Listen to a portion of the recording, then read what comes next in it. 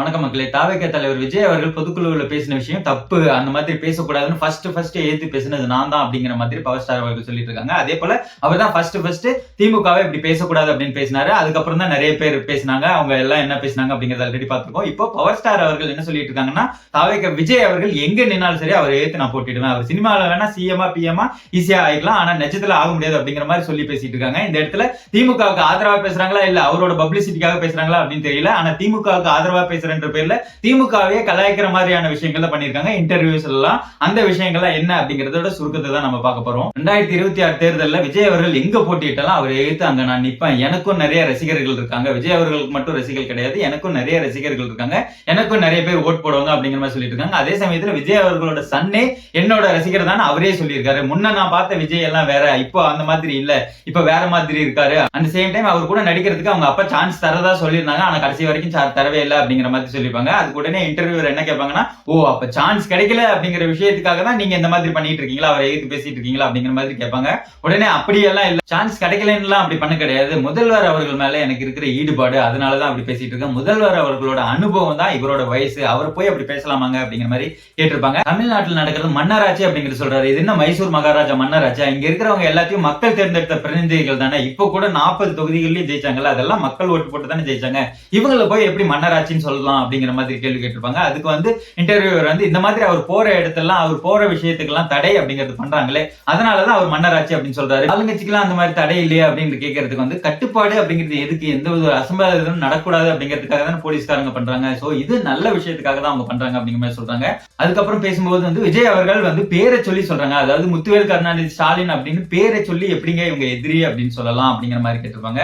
அந்த இடத்துல இன்டர்வியூவர் என்ன கேட்டிருப்பாங்க அப்படின்னு பாத்தீங்கன்னா, ஸ்டாலின் அவர்கள் சொல்றாங்களே புதுசா கட்சி ஆரம்பிச்சவன் அப்படிங்கிற மாதிரி ஒருமையில பேசுறாங்களே அப்படின்னு கேட்கறதுக்கு, அவங்க பெரியவங்க, அவங்க எல்லாம் பேசலாங்க, இவங்க பேசலாமா, இவங்க புது கட்சி இப்பதான் கட்சி ஆரம்பிச்சிருக்காங்க, அவங்களோட கொள்கைகள் என்ன, அவங்க எப்படின்னா பண்ண போறாங்க அப்படிங்கறத வச்சுதானே பேசணும். திமுக தான் எதிரி அப்படின்னு சொல்லி அவங்க எப்படி பேசலாம் அப்படிங்கிற மாதிரி கேட்டிருப்பாங்க. அதுக்கு இன்டர்வியூவர் எல்லா கட்சிகளையும் அதே தானே பண்றாங்க, இப்ப அதிமுகவும் திமுக தானே எதிரி அப்படிங்கிற மாதிரி சொல்றாங்க அப்படின்றதுக்கு, அதிமுக பேசலாங்க, அவங்க எல்லாம் கட்சி ரொம்ப நாள் ஆச்சுங்க, அவங்க கட்சி ஆரம்பிச்சு ரொம்ப நாள் ஆச்சு, இவங்க புது கட்சி ஆரம்பிச்சிருக்காங்க, இவங்க எப்படிங்க அப்படி பேசலாம் அப்படிங்கிற மாதிரி பவர் ஸ்டார் அவர்கள் சொல்லியிருப்பாங்க. அதுக்கப்புறம் ஸ்டாலின் அவர்கள் ஏன் புது கட்சி ஆரம்பிச்சுக்கிறவங்க முதலமைச்சர் ஆகணும்னு பேசுறான் அப்படிங்கிற சொல்றாங்கன்னா, அவங்களுக்கு ஆதங்கம் இருக்கும் இல்லைங்க. இவ்வளவு நாளா கட்சி ஆரம்பிச்சு ஆட்சி அமைச்சு இவ்வளவு விஷயங்கள் பண்ணி இவ்வளவு அனுபவம் இருக்கிறவங்களுக்கு ஆப்போசிட்டா வந்தவங்க ஈஸியா நாங்க முதலமைச்சர் ஆகணும்னு சொன்னா அதுக்கு அவங்களுக்கு ஆதங்கம் இருக்கத்தானே செய்யுங்க அப்படிங்கிற மாதிரி சொல்லிருப்பாங்க. அந்த சேம் டைம் இந்த மாதிரி எதிரி அது இதுன்னு சொல்லி மக்கள் மனசெல்லாம் மாத்தக்கூடாதுங்க அப்படிங்கிற மாதிரி சொல்லியிருப்பாங்க. 2026 விஜய் அவர்கள் காண்ற பகல் கனவு எல்லாம் பலிக்காது. அவர் சிஎம் எல்லாம் ஆக முடியாது, சினிமாவில் வேணா சிஎம் ஆகலாம், நிஜத்துல அவர் சிஎம் ஆக முடியாது. அதுக்கு எக்கச்சக்க ஒர்க் பண்ணணும், கிரவுண்டுக்கு வரணும், ஃபீல்டுக்கு ஒர்க் பண்ணணும். டிஎம்கே கட்சியை யாராலையும் அசைக்க முடியாது, அவங்க ரொம்ப ஸ்ட்ராங்கா இருக்காங்க, அவங்க கூட்டணி வைஸ் ஸ்ட்ராங்கா இருக்காங்க. 2026 அவங்க தான் ஆட்சி அமைக்க போறாங்க.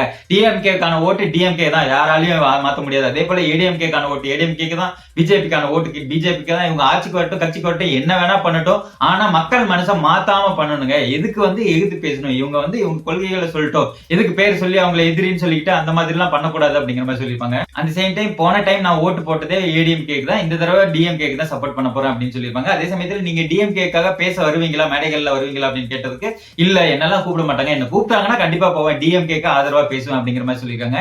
நீங்க ஃபுல்லா பப்ளிசிட்டிக்காக தான் இந்த விஷயங்கள்லாம் பண்ணிட்டு இருக்கீங்கன்ற மாதிரி பேசுறாங்க. அந்த சேம் டைம் போன் பண்ணி உங்களை மிரட்டுறாங்கன்ற மாதிரி எல்லாம் பப்ளிசிட்டி பண்ணிட்டு இருக்கீங்க அப்படிங்கிற மாதிரி சொல்றதுக்கு, போன் பண்ணி எல்லாம் என்ன யாரும் மிரட்டல, விஜய் அவர்கள் என்னோட தம்பி தான், சோ அதனால அவங்களோட ரசிகர்கள் யாரும் என்ன மிரட்டல, அவங்களும் அன்பா தான் பேசினாங்க, நாங்களும் கான்வர்சேஷனா தான் இருந்துச்சு அப்படிங்கிற மாதிரி சொல்லியிருப்பாங்க. இந்த இடத்துல புதுசா கட்சி ஆரம்பிச்சுட்டு உடனே முதலமைச்சர் ஆகும்னு சொல்லிட்டு இருக்கவங்க ஏன் அம்மா அவர்கள் இருக்கும்போது கட்சி ஆரம்பிக்கல, அம்மா அவர்கள் இருக்கும்போது யாருமே கட்சி ஆரம்பிக்கல அப்படிங்கிற மாதிரி சொல்லிருப்பாங்க. அதுக்கு இன்டர்வியூவர் சொல்லியிருப்பாங்க, இல்ல விஜயகாந்த் அவர்களும் ஆரம்பிச்சாங்க, சீமான் அவர்கள் எல்லாம் ஆரம்பிச்சாங்க அப்படிங்கிற மாதிரி சொல்லியிருப்பாங்க. இல்ல இவங்க ஆரம்பிக்கல, விஜய் அவர்கள் அப்ப ஆரம்பிக்க வேண்டியதானே, இப்போ அப்போ உயரமா பேச வேண்டியதானே அப்படிங்கிற மாதிரி சொல்லியிருப்பாங்க.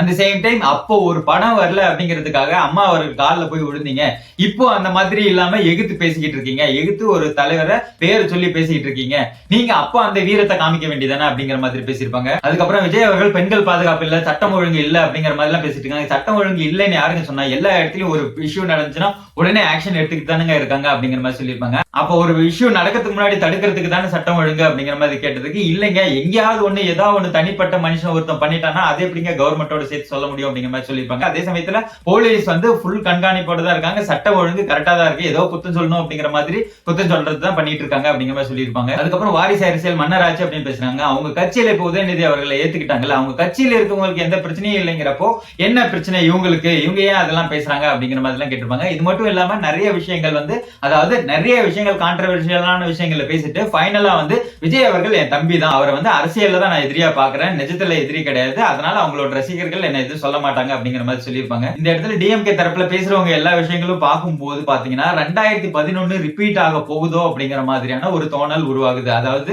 2011 இதே மாதிரி தான் டிஎம்கே கூட்டணி வெற்றி பெற்றும் மிக ஸ்ட்ராங்கான கூட்டணி அப்படிங்கிற மாதிரி எல்லாம் சொல்லிட்டு இருந்தாங்க. ஆனா 2011 வந்து அவங்க எதிர்கட்சியா கூட ஆகல. அதே மாதிரி தான் இப்பவும் சொல்லிட்டு இருக்காங்க. இப்பவும் ரொம்ப ஸ்ட்ராங்கான கூட்டணி அப்படிங்கிற மாதிரி சொல்லிட்டு இருக்காங்க. அதே சமயத்துல 2011 வடிவேல் அவர்களை வச்சு விஜயகாந்துக்கு எதிராக பேச வச்சாங்க. இப்போ அதே போல நிறைய வடிவேல் மட்டும்தான் இல்ல, வடிவேல் பிளேஸ்ல நிறைய பேர் டேக் ஓவர் பண்ணி இந்த விஷயங்களை பண்ணிட்டு இருக்காங்க. சோ அதனால ரிசல்ட் அதே போல 2011 போலதான் டிஎம்கேக்கு அமைய போகுதா அப்படிங்கிற மாதிரியான ஒரு கேள்விக்குறி இருக்கு. அதே சமயத்துல நாங்க ஸ்ட்ராங்கான கூட்டணி அப்படிங்கிற மாதிரி சொல்லிட்டு இருக்காங்க. இருந்தாலும் இந்த மாதிரி ஏவுகணைகளை விட்டு அதர்ச வச்சு பேச வச்சுக்கிட்டு இருக்காங்க அப்படிங்கிறது ஒரு விஷயம். இந்த இடத்துல பவர் ஸ்டார் வந்து திமுக ஆதரவுல பேசுறாரா இல்ல அவரோட பப்ளிசிட்டிக்கு பேசுறாரா அப்படிங்கிற ஒரு விஷயம் இருக்கு. பட் ஆனா ஆரம்பிச்சு வச்சது இந்த மாதிரி பேசக்கூடாதுன்னு சொல்லி ஆரம்பிச்சு வச்சது பவர் ஸ்டார் அவர்கள் தான். உண்மையாலுமே கலை நிலவரத்தை பார்க்கும்போது தாவேக்காவோட வளர்ச்சி அப்படிங்கிறது கொஞ்சம் கொஞ்சமா இன்க்ரீஸ் ஆகிட்டே வருது. அந்த விஷயம் மிகப்பெரிய லெவல்ல வளர்ச்சி அப்படிங்கிறது வரதுக்கு காரணமா அமைஞ்சிருவாங்களோ இந்த திமுக பேச்சாளர்கள் அப்படிங்கிற மாதிரி தோணுது. எப்போ ஒருத்தர் அதிகப்படியா எதிர்த்து பேசுறோமோ, அவரோட கருத்துக்களுக்கு எதிர்கருத்து வைக்கிறோமோ, அந்த பர்சன் எதிரில் இருக்கிற பர்சன் வளர்றதுக்கான அது பாசிபிலிட்டி ஆயிடும். இந்த இடத்துல விஜய் அவர்களோட கட்சி வளர்றதுக்கான பாசிபிலிட்டிஸ் தான் இப்ப திமுக தரப்புல இருந்து பண்ணிட்டு இருக்காங்களோ அப்படிங்கிற மாதிரி தோணுது. உங்களுக்கு என்ன தோணுது அப்படிங்கறத கமெண்ட்ல சொல்லுங்க. Love you all. தேங்க்யூ.